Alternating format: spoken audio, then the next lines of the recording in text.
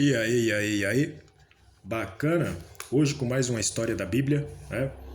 Hoje uma história assim um pouco pesada, a história do Judas, né? O traíra, né? O traidor, o cara que traiu a Jesus Cristo, né? Mas antes de qualquer coisa, eu queria falar um pouco sobre o nome de Judas, né? Que eu sempre gosto de falar do significado dos nomes bíblicos. Judas significa exaltação a Deus ou louvor a Deus.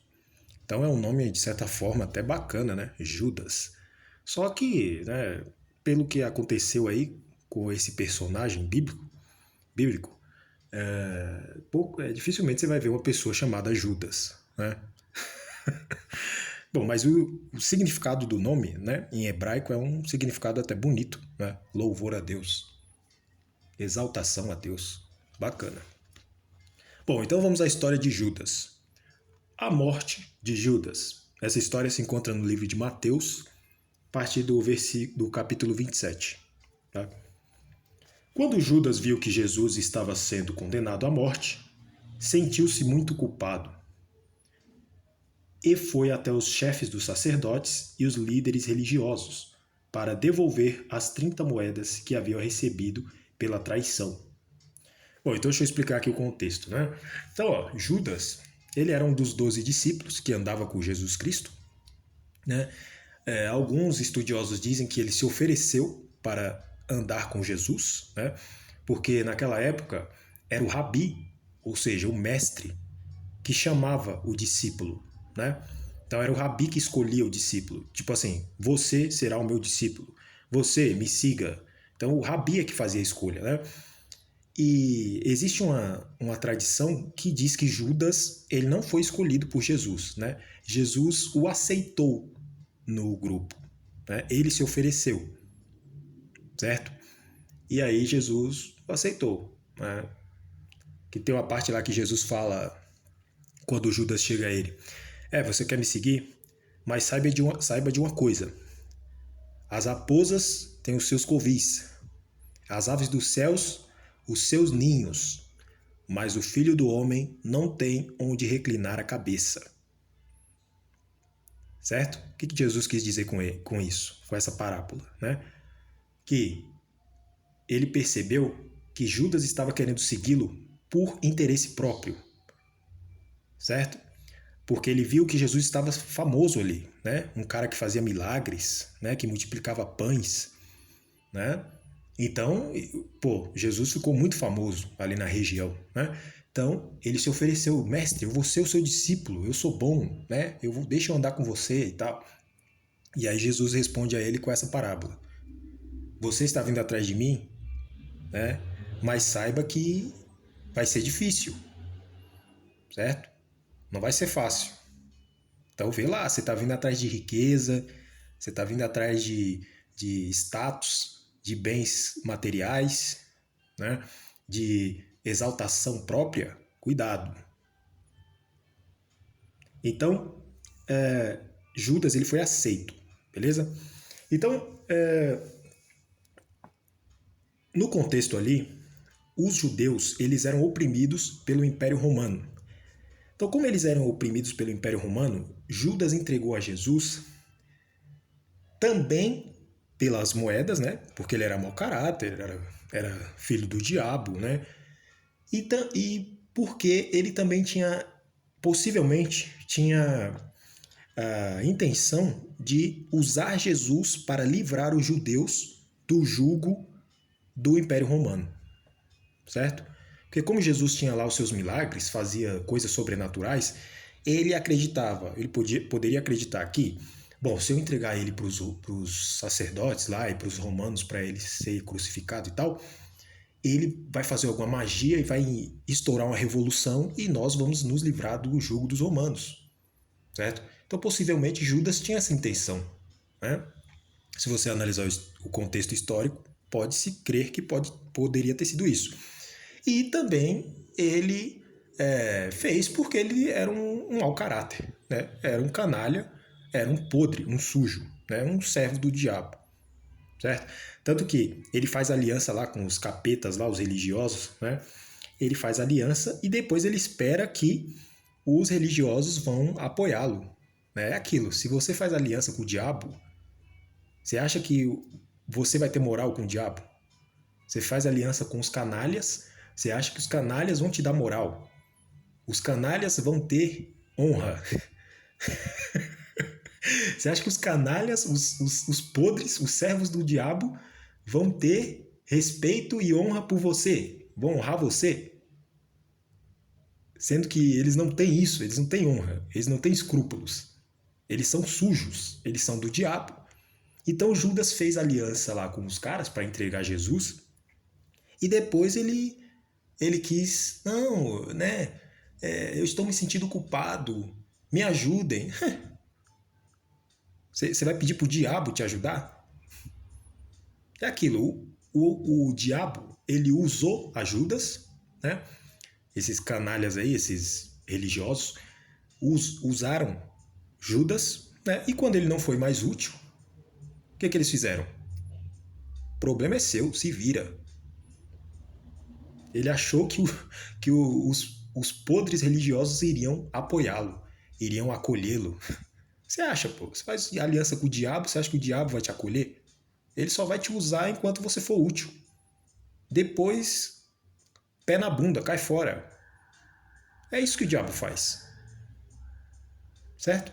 Então a gente vê isso pela história de Judas. Aí, continuando. Judas vai dizer assim: pequei, pois traí um homem inocente. E eles responderam, olha aí, que os canalhas servos do diabo responderam: quem se importa? A responsabilidade é sua, ou seja, o problema é seu, se vira.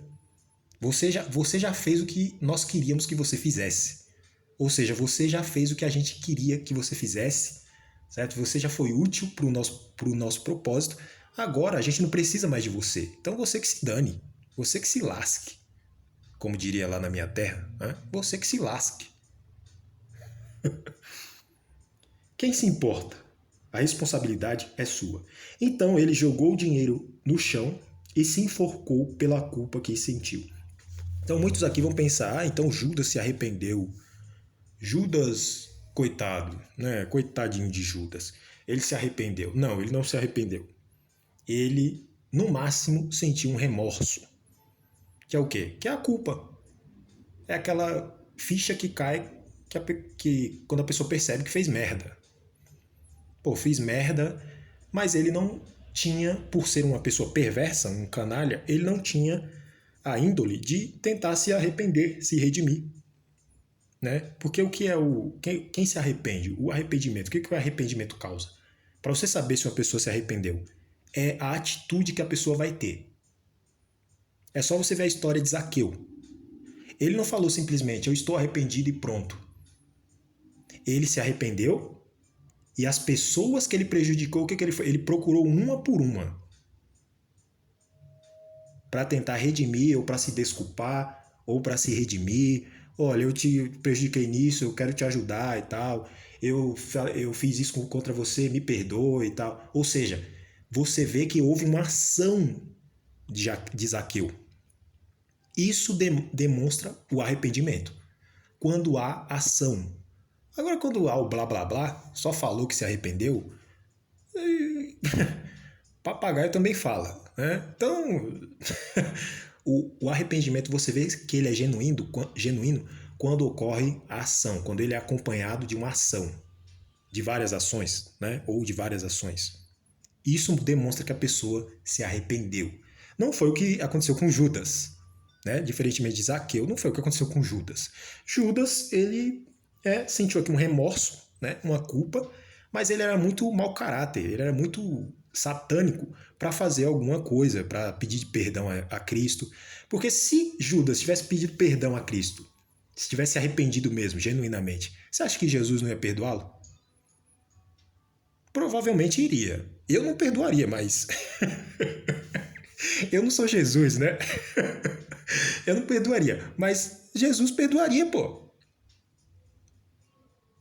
Certo? Então, se ele se tivesse arrependido mesmo, Jesus iria perdoá-lo. Mas ele não foi homem para isso. Ele não se arrependeu. Né? Ele se sentiu ali um remorso, uma culpa, e por isso ele se enforcou, né? né, se churrascou, bem feito, né? Deve estar no inferno. E nossa, agora você fala assim, ué, os servos do diabo, eles têm que ir para onde? É para o céu, junto comigo e com você? Você que é uma pessoa de bem, você que procura fazer o certo, você merece ir para o mesmo lugar que uns capeta desse? Que umas pessoas podres dessas? Você não merece. Então, lá ele lá, bem feito. Né? Que bom que ele foi para o inferno mesmo. E aí termina a história de Judas. Então, a história de Judas demonstra o quê? Que se você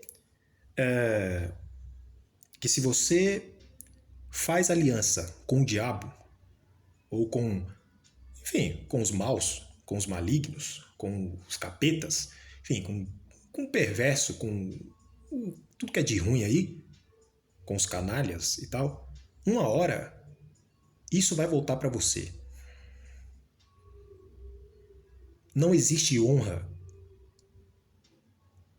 entre o reino do inferno.